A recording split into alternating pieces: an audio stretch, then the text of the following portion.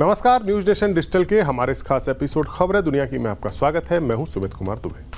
3 साल से चल रहे रूस यूक्रेन युद्ध की जंग में जो जंग का मैदान है वहां भले ही ज़्यादा वस्तु स्थिति में बदलाव नहीं आया हो, लेकिन इंटरनेशनल डिप्लोमेसी में इस जंग के भविष्य को लेकर चीज़ें बहुत तेज़ी से बदल रही हैं। अभी तक यूक्रेन को मजबूत रूस के सामने टक्कर देने के लिए पैसों और हथियारों की जो सबसे ज़्यादा मदद करता था वो करता था अमेरिका, लेकिन एक तरह से उसने हाथ खड़े कर लिए हैं और यूक्रेन की रक्षा का जिम्मा अब यूरोपीय देशों के हवाले कर दिया है। हाल ही में डोनाल्ड ट्रंप के साथ ज़ेलेंस्की की एक बहस हुई थी और उसके बाद 3 दिन बाद ट्रंप प्रशासन ने फैसला किया है कि अब यूक्रेन को जो हथियारों की सप्लाई दी जा रही थी, जो मिलिट्री एड दी जा रही थी, वो तुरंत रोक दी जाए। उसको तत्काल प्रभाव से रोका गया है। आप इससे अंदाज़ा लगाइए कि हथियारों की जो खेप अमेरिका से चलकर पोलैंड के रास्ते यूक्रेन जा रही थी, उसको पोलैंड में ही रोक लिया गया है। पोलैंड यूक्रेन का पड़ोसी मुल्क है जिसकी सीमा उससे मिलती है और अभी तक अमेरिका और बाकी यूरोपीय देश यूक्रेन को जो मदद पहुंचा रहे थे वो पोलैंड बॉर्डर के जरिए ही पहुंचा रहे थे। तो जो हथियारों की खेप, अमेरिका के हथियारों की खेप यूक्रेन पहुंचनी थी पोलैंड के जरिए, उसको पोलैंड में ही रोक लिया गया है। तत्काल प्रभाव से इस फैसले को लागू किया गया है और अब यूक्रेन की रक्षा का जिम्मा पश्चिमी यूरोपीय देशों के ऊपर है। वो यूरोपीय देश जो खुद रूस से अपनी रक्षा के लिए अमेरिका पर निर्भर है। प्रेसिडेंट ट्रंप के इस रवैये से पूरी दुनिया एक तरीके से चौंक गई है। पिछले दिनों ट्रंप ने व्हाइट हाउस में अपने ओवल ऑफिस में बुलाकर यूक्रेन के प्रेसिडेंट ज़ेलेंस्की को जमकर लताड़ भी लगाई थी। हालांकि ज़ेलेंस्की ने भी वो दबे नहीं और उन्होंने अपनी बात भी सामने रखी, लेकिन टीवी कैमरों के सामने हुए इस विवाद ने साफ कर दिया कि ट्रंप अब अपनी शर्तों पर इस जंग का अंत करना चाहते हैं। ट्रंप के साथ हुई इस मीटिंग में जो फियास्को हुआ पूरा, उसके बाद ज़ेलेंस्की सीधे ब्रिटेन चले गए, जहां पहले उनकी मुलाकात ब्रिटिश पीएम के साथ हुई और उसके बाद लंदन में यूरोपीय देशों की एक मीटिंग भी हुई जिसमें यूक्रेन की रक्षा करने और इस जंग को ख़त्म कराने के प्लान पर चर्चा भी हुई। इस मीटिंग में क्या हुआ ये हम आपको बाद में बताएंगे, लेकिन पहले ये समझिए कि व्हाइट हाउस में ट्रंप के हाथों हुई ज़ेलेंस्की की बेइज्जती के बाद रूस का हौसला, पुतिन का हौसला बुलंदी पर पहुंच गया।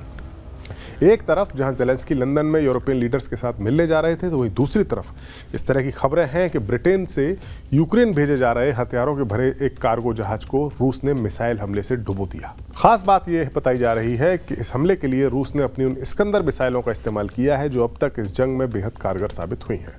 खबर यह है कि स्विट्जरलैंड का एक जहाज MSC लेवेंटे F नाम का जो कार्गो जहाज था जिस पर पनामा का झंडा था, वो 1 मार्च को टर्की से होकर यूक्रेन के ओडेसा बंदरगाह पर पहुंचा था। इस जहाज पर 2 मिसाइलों से हमला किया गया। दावा किया जा रहा है कि इस जहाज में टर्की के नाटो बेस से ब्रिटेन ने सी ड्रोन्स और बाकी हथियार भेजे थे, लेकिन मिसाइल हमले में ये हथियार नष्ट हो गए और जहाज डूब गया। हालांकि यूक्रेन ने यह बात तो कबूली है कि बंदरगाह पर मिसाइल हमला हुआ, लेकिन दावा किया है कि जहाज में हथियार नहीं बल्कि सिविलियन सामान था।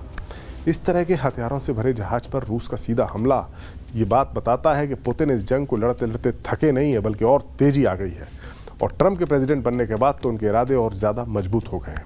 पुतिन और ट्रंप दोनों मिलकर इस जंग को रोकने का और यूक्रेन के भविष्य को तय करने का प्लान बना रहे हैं। ताज्जुब की बात यह है कि इस प्लानिंग में यूक्रेन को ही शामिल नहीं किया जा रहा है। वहीं दूसरी ओर यूरोपीय देशों ने भी मिलकर जंग का समाधान निकालने के लिए एक योजना तैयार करने की बात कही है। पिछले दिनों जब व्हाइट हाउस में बेइज्जत होने के बाद ज़ेलेंस्की लंदन पहुंचे तो उनका जोरदार स्वागत किया गया। ब्रिटिश पीएम स्टामर ने भरोसा दिलाया कि पूरा यूनाइटेड किंगडम उनके साथ है। ब्रिटेन, फ्रांस समेत पूरे यूरोप का समर्थन उन्हें मिल रहा है। ब्रिटेन ने आखिरी दम तक यूक्रेन के साथ खड़ा होने का वादा भी किया है। इससे ज़ेलेंस्की का हौसला बढ़ा है। अब यूक्रेन युद्ध की जो युद्ध विराम होगा उसकी योजना को लेकर ब्रिटेन, फ्रांस और यूक्रेन नया खाका तैयार कर रहे हैं। युद्ध विराम योजना पर काम करने के लिए तीनों मुल्क सहमत हैं। प्रस्ताव तैयार होने के बाद इसे अमेरिका के सामने पेश किया जाएगा। ब्रिटेन, फ्रांस और यूक्रेन एक युद्ध विराम योजना पर काम करने की सहमत तो हुए हैं, लेकिन जो उसे प्रस्तुत किया जाएगा उसमें कई सारे पेच हैं। ब्रिटिश पीएम स्टामर ने ये जानकारी दी है। स्टामर ने कहा है कि योजना 4 देशों के नेताओं के बीच बातचीत के बाद सामने आई है। ब्रिटिश पीएम ने बताया कि उनका मानना है कि यूएस प्रेसिडेंट यूक्रेन में स्थायी शांति चाहते हैं और उन्होंने ये दावा दोहराया कि इसे कायम रखने के लिए अमेरिकी सुरक्षा की गारंटी की ज़रूरत होगी। यही इसकी बड़ी शर्त है और यही वो मसला है, यही वो पेच है जिसे लेकर व्हाइट हाउस में ज़ेलेंस्की की ट्रंप और उनकी डेप्यूटी जो उपराष्ट्रपति हैं उनके साथ तीखी बहस हुई थी। ज़ेलेंस्की का मानना है कि अगर बिना सुरक्षा गारंटी के युद्ध विराम हो गया और एक बार यूक्रेन की फोर्सेस बॉर्डर से पीछे हट गई तो फिर पुतिन फिर से हमला कर सकते हैं। उन पर भरोसा नहीं किया जा सकता। इसके लिए यूक्रेन को सुरक्षा की गारंटी चाहिए जो अमेरिका से चाहिए। और इसके लिए ट्रंप तैयार नहीं है। ट्रंप का मानना है कि वो पुतिन की बात का भरोसा करते हैं और कोई गारंटी देनी है तो वो अमेरिका नहीं देगा बल्कि यूरोपीय देश दें। ब्रिटिश पीएम का कहना है कि कोई भी नहीं चाहता कि व्हाइट हाउस में जो हुआ वो दोबारा हो। अमेरिका कई दशकों से यूरोप का भरोसेमंद साथी रहा है और रहेगा, ये ब्रिटिश पीएम का दावा है। ब्रिटिश पीएम ने घोषणा की है कि ब्रिटेन 1.6 बिलियन पाउंड यानी $2 बिलियन की रकम से यूक्रेन को 5000 एयर डिफेंस मिसाइलें देगा। साथ ही ब्रिटिश फौजी भी यूक्रेन भेजे जाएंगे जो शांति वार्ता को लागू करने में मदद करेंगे। लेकिन अब सवाल वहीं का वहीं है कि क्या अमेरिका के बिना यूरोपीय देश यूक्रेन को जंग में टिके रहने में मदद कर सकते हैं? खुद ट्रंप ने पिछले दिनों ब्रिटिश पीएम के साथ मुलाकात में मजाक उड़ाते हुए कहा था कि क्या ब्रिटेन अमेरिका के बिना रूस से टकरा सकता है। और ख़ास बात यह कि बात उन्होंने उसी ओवल ऑफिस में कही थी जहां जेलेंस्की के साथ उनकी बहस हुई थी कुछ दिन बाद। जाहिर है अमेरिका ये बात जानता है कि उसके बिना यूक्रेन जंग में टिक ही नहीं सकता, लिहाजा वो पहले जेलेंस्की के साथ उसके रियर अर्थ मिनरल्स के खजाने के कब्जे की डील करना चाहता था और फिर रूस के लिए एक मुफीद शर्तों पर समझौता करना चाहता है। लेकिन ऐसी सूरत में जेलेंस्की सबसे बड़े लूजर साबित हो सकते हैं और ब्रिटेन, फ्रांस जैसे यूरोपीय मुल्क भी जो यूक्रेन के जरिए रूस को बांधना चाहते थे, रूस को कंट्रोल करना चाहते थे, वो भी लूजर ही साबित होंगे। अमेरिका के पीछे हटने और यूरोप में अपने साथियों को अकेला छोड़ने के इशारों के से आने वाली राजनीति कितनी बदलेगी, इस बारे में हम किसी और वीडियो में बात करेंगे। इस एपिसोड में बस इतना ही। ये वीडियो आपको कैसा लगा कमेंट सेक्शन में जाइए और अपनी राय हमें ज़रूर दीजिए। नमस्कार।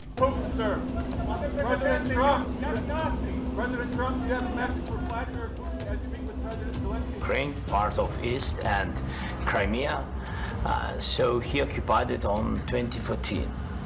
So during a lot of years, so I'm not speaking about just Biden, but those time was Obama, then President Obama, then President Trump, then President Biden, now the President Trump, and God bless, now President Trump will stop him. If he will speak very loudly about the war, you He's can... not speaking loudly. He's not speaking loudly. Your country is in big trouble. Can I Wait a answer? minute. No. You've done a lot of talking. Your country is in big trouble. I know. You're not winning. I know. You're not winning this.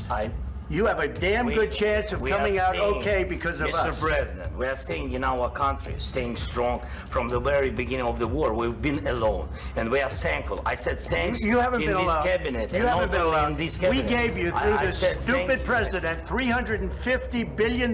You voted we gave for you your military equipment, You and you voted men for are your brave, but they had to use our military. What about West If Virginia? you didn't have You our invited military me- equipment, You invited if me you to didn't speak. have our military equipment, this war would have been over in 2 weeks. In 3 okay? days, I heard it from Putin. In 3 days, this is something Maybe new. less. In 2 weeks, of course, yes. It's going to be a very hard thing to do business like this, I tell you.